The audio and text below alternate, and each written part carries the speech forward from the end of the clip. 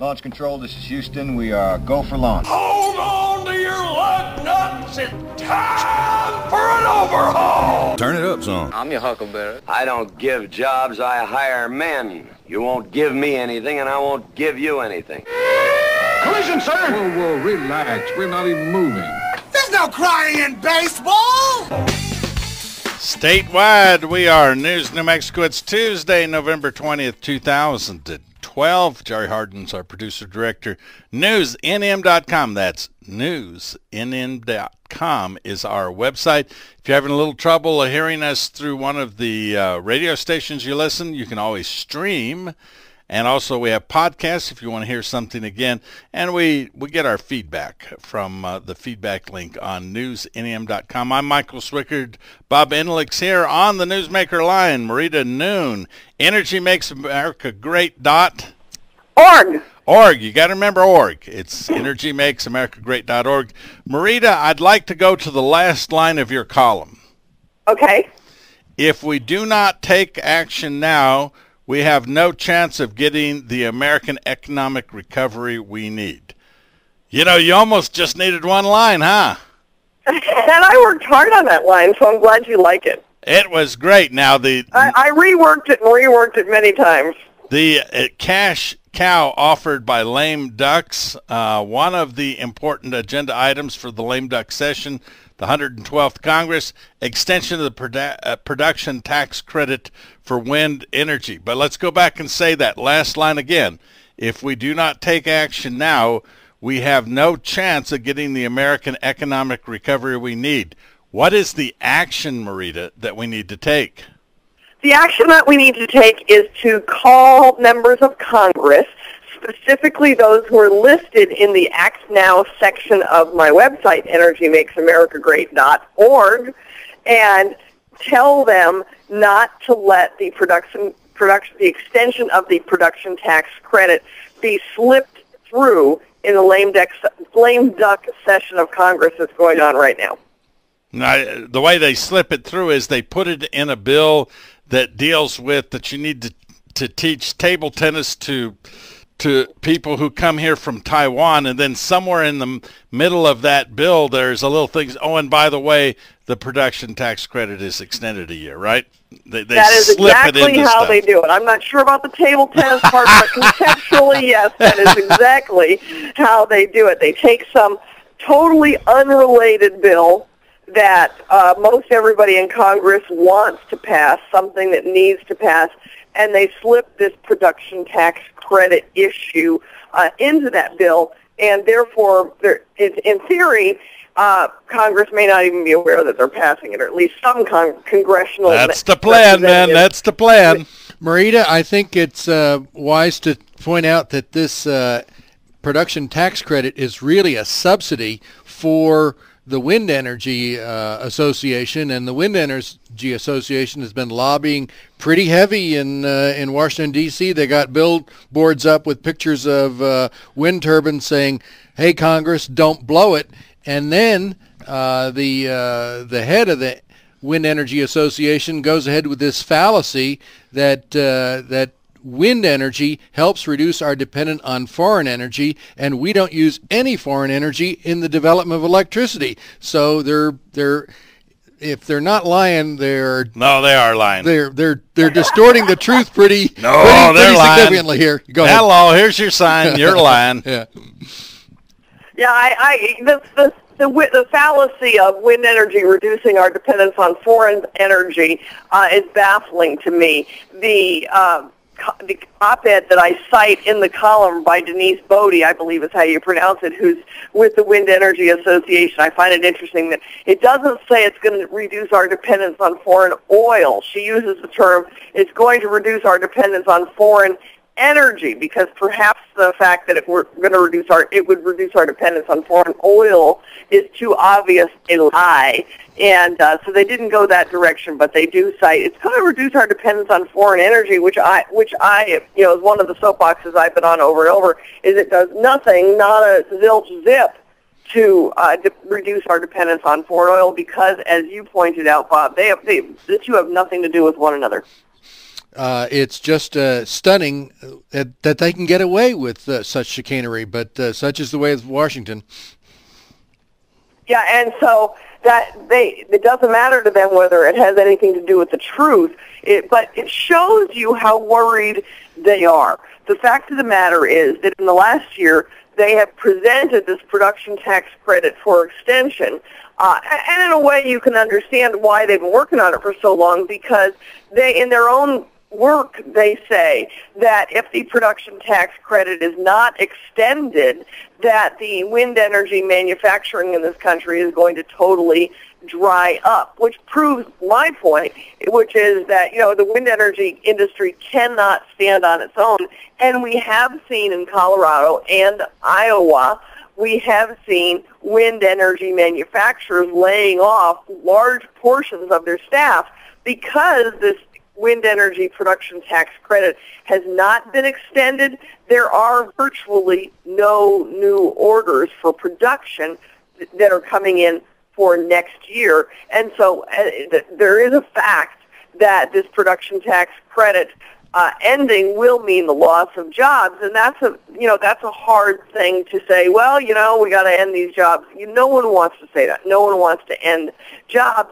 But the reality is that without this taxpayer-funded support, the wind energy cannot stand on its own. And so, as I point out in my column, it's time for it to become a sacrificial lamb, because for the economy, for the greater good of America, we cannot continue funding this ineffective, inefficient, and uneconomical energy. Well, Marita, the thing is, if anywhere you are, there are ads saying, hurry, hurry, buy your solar system before the tax credits run out. I think it tells you right away the only reason, unless we have a ranch out by Carrizozo, and if we put a house, a couple miles back in the sticks, we would probably want to do it off grid because we wouldn't want to take power that far. But there's no way to store that energy, Michael. Well, there's that too. More with Marita Noon in just a minute. You can go to townhall.com. Be sure you click the thing that says, I like this article. It makes her smile. She has Cash Cow offered by Lame Ducks. Marita Noon, EnergyMakesAmericaGreat.org. What is this? What is this? Where's all the money? That's as good as money, sir. Those are IOUs. Go ahead and add it up. Every cent's accounted for. Look. See this? That's a car. $275,000. Might want to hang on to that one. That's what it's like to talk to people about energy. I'm Michael Swickard. Bob Endlich's here. We're talking with Marita Noon, EnergyMakesAmericaGreat.org. Marita, it's such an odd argument, but what we got where you plug something into the wall and you have electricity, that's pretty neat. We don't even have to think about it. You just plug something into the wall and somebody else has to think about it. The power up, the power down, a little more power this side of the state, a little more power that. You don't have to think about that. Energy does make New Mexico great. That it does, and it's very important to our lives, as we've all seen on the news from Superstorm Sandy. When people are without it, it's not a pretty picture. You bring that up, Michael, that it's so convenient at home. If you go out in the field with the Army, you got to take your generator. Take your generator with you. Take your generator and take your diesel to run your generator, or your gasoline to run your generators. And you're in there doing your stuff, and then all of a sudden the generator dies, and the lights go out, and you got to go out and futz with it. You're right. But if you go out in the field, you just get such an appreciation for the fact that someone else provides the energy, and all I got to do is write a check. Yeah, I don't think people realize how neat it is. If this was 100 years ago, other than the fact that none of us were born yet, 100 years ago, the life that we lived, Marita, where you had to go chop some wood, get some coal, get a little kerosene for the lanterns and things like that. It was 100 times tougher than what we live now.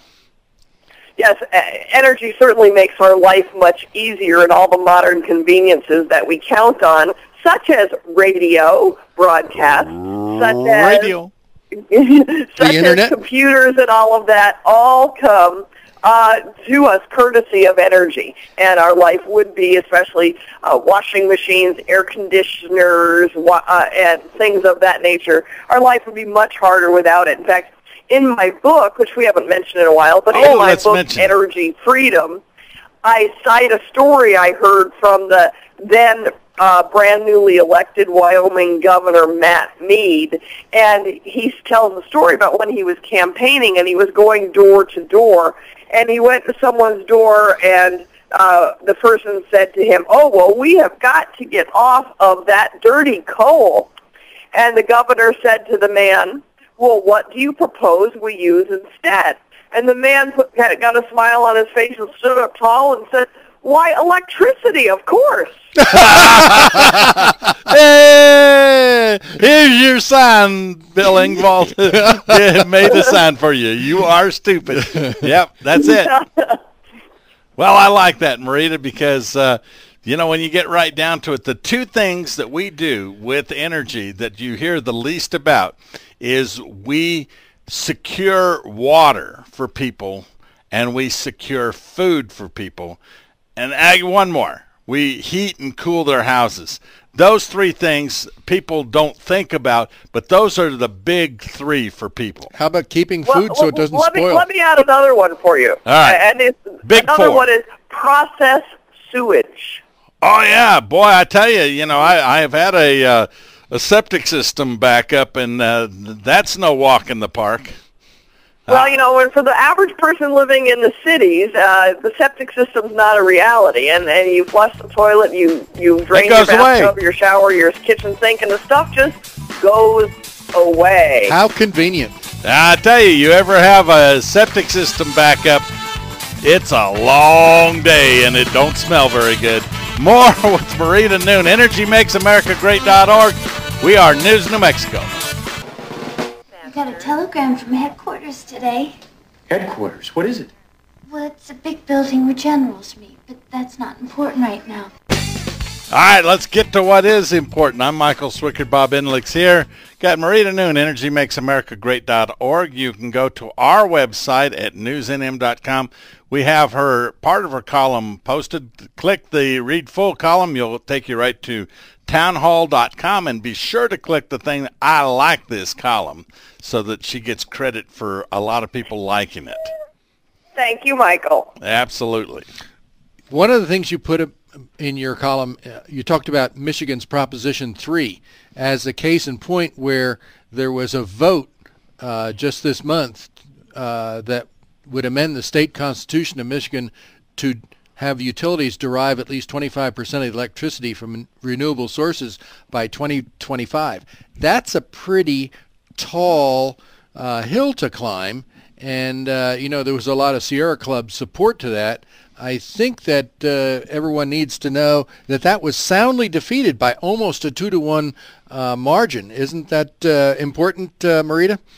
I think it's very, very significant that it was soundly defeated, that when the people have the opportunity to actually vote on such things, when it's real clear what they're voting on, what they're doing, that clearly, as you pointed out, nearly 2-to-1, the vast majority of the people said, no, no, no, we don't want this. And it was an attempt to make it, it's important to understand, a constitutional amendment.